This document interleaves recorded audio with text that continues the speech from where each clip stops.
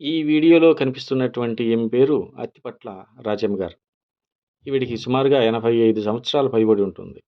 ఇంటి ప్రాంగణంలో తన పని తను చేసుకుంటూ ఆర్గానిక్‌గా మిరప చెట్లు, చిక్కుడు చెట్లు, గోంగూర ఇలాంటివి పండించుకుంటూ ఉంటుంది. తమాషాగా ఇలా "ఏం చేస్తున్నావమ్మా?" అని అడిగితే, "నీ వయసెంత?" అంటే ఆమె చెప్పే మాట వినండి. మిరప చెట్లు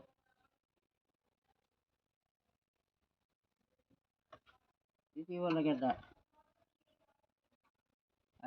ఎన్నాళ్ళయింది నాటి? నాకు ఎన్నో రోజుల కాల హ్మ్. అయ్యేమో తెగులు వచ్చి పూసింది, హ్మ్. మోంపులు కొట్టి పూసింది.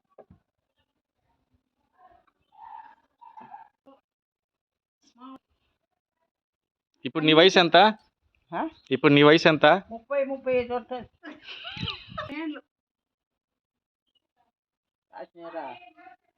విన్నారుగా ఆమె వయసేంటో. అంటే నాకేమన్నా రాసి పెట్టారా? మన పని మనం చేసుకుంటూ పోతుంటే కాలం జరుగుతూ ఉంటుంది. దీన్ని బట్టి వృద్ధాప్యం తల నుండి కాదు, కింద పాదములు తిరక్కపోతే వృద్ధాప్యం దాపురిస్తుందని పెద్దలు ఊరికే అనలేదనమాట. అందుకే తన పని తను చేసుకుంటూ పోతుంటే కాలం కూడా సహకరిస్తుంది.